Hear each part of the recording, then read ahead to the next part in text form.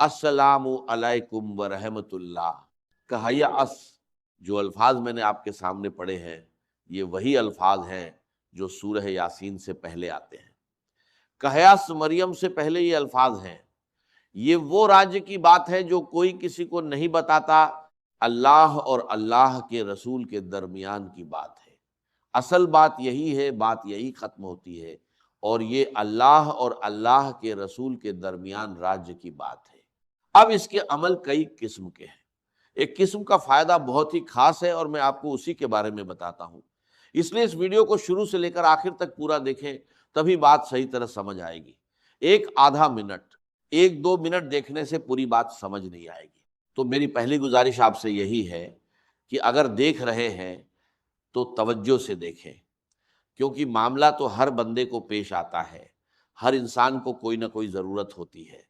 आपका जितना बड़ा कोई काम हो, किसी से कोई मामला हल करवाना हो, किसी भी किस्म का मसला हो, कारोबार के मामलात का हो, लेन देन के मामलात का हो, या रिश्ते का कोई मसला हो, बच्ची का रिश्ता हो या बच्चे का रिश्ता हो, बच्चों की नौकरी का मसला हो या अपनी नौकरी का कोई मसला हो, इस तरह का कोई भी मामला किसी से हल करवाना हो तो आपने सबसे पहले वुजू करना है अच्छे तरीके से।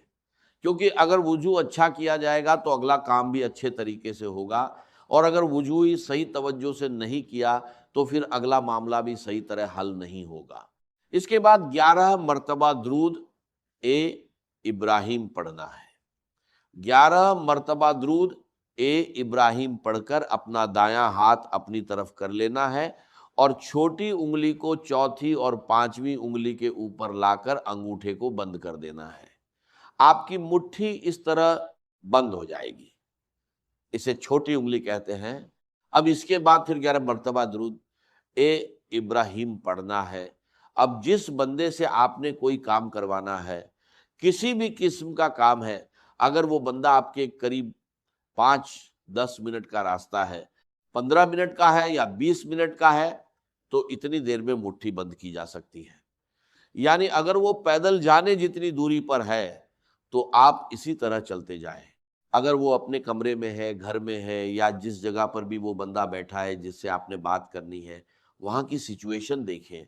अगर आप उससे हाथ मिला सकते हैं तो वहाँ जाते ही उसे कहना है अस्सलामु अलैकुम। ये सलाम भी थोड़ी बुलंद आवाज से करना है, इतनी बुलंद आवाज से कि जो बैठे हुए हैं वो भी चौंक जाएं कि इसको क्या हो गया है, और इतनी धीमी आवाज भी नहीं होनी चाहिए कि उन्हें कुछ सुनाई ही न दे। यानी आवाज थोड़ी बुलंद हो, जिस तरह आदमी थोड़ी ऊंची आवाज से बात करता है।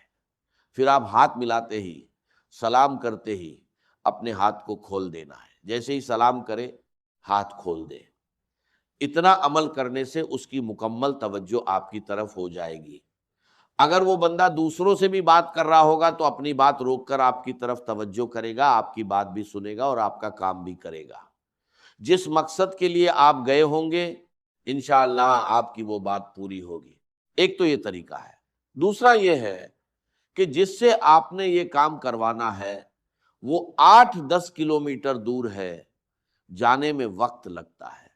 अगर आप बाइक पर जा रहे हैं तो बाइक चलाते वक्त आप मुट्ठी बंद नहीं कर सकेंगे, या 1 घंटे 1.5 घंटे 2 घंटे या 3 घंटे का रास्ता है, जितना भी रास्ता है, इतनी देर मुट्ठी बंद किए हुए रहेंगे तो कोई देखेगा तो हैरान होगा। जिसने देखा वो सोचेगा कि कहीं ये मुझे मार तो नहीं देगा।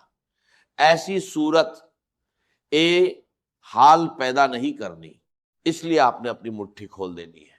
अब अगर आपके साथ 2-3 बंदे जा रहे हैं तो आप वैसे ही जिक्र में लगे रहेंगे, बात भी नहीं करेंगे, तो वो भी कहेंगे कि पता नहीं इसको क्या हो गया है, क्या पढ़ रहा है, हमारे खिलाफ ही तो कुछ नहीं कर रहा। ऐसी सूरत ए हाल नहीं होनी चाहिए। आपने दिल में पढ़ते रहना है, और जब कोई बातचीत करनी हो तो आप बात भी कर सकते हैं। ऐसी कोई पाबंदी नहीं है कि आप पढ़ते ही जाएं, लेकिन जब मौका मिले ज्यादा से ज्यादा दुरूद ए पाक पढ़ते जाएं। जब आप करीब पहुंच जाएंगे और आपको अंदाजा होगा कि अब मुझे ये अमल करना है, 1-2 मिनट का रास्ता आगे है, तो आप जरूर पढ़ते हुए आएंगे। वो 11 मरतबा से भी बहुत ज्यादा हो चुका होगा। अब आपने वहां जाकर उसी तरह उंगलियों को बंद करना है। इसे बंद करके फिर 11 दफा वाला दुरूद ए पाक पढ़ना है। وہ پڑھ کر اندر داخل ہو جانا ہے، صورت پھر وہی ہے۔ سب سے پہلی بات، اگر آپ ہاتھ ملا سکتے ہیں تو ہاتھ میں ہاتھ لے کر سلام کریں۔ اگر ایسی سچویشن نہیں ہے تو آپ زور سے ہاتھ کا اشارہ کرتے ہوئے کہیں السلام علیکم۔ بس اتنا عمل کرنے سے مکمل توجہ آپ کی طرف ہو جائے گی۔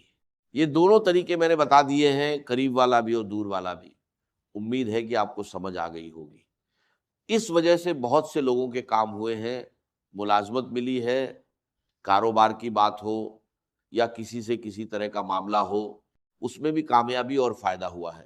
تو اگر کسی کا اس طرح کا کوئی معاملہ ہے، انشاءاللہ کامیابی ہوگی۔ پورے یقین کے ساتھ یہ عمل کرنا ہے۔ اگر آپ کے یقین میں کمزوری ہوگی تو معاملہ بھی کمزور ہو جائے گا۔ جتنی طاقت آپ کے یقین میں ہوگی اتنا ہی آپ کو زبردست فائدہ ہوگا۔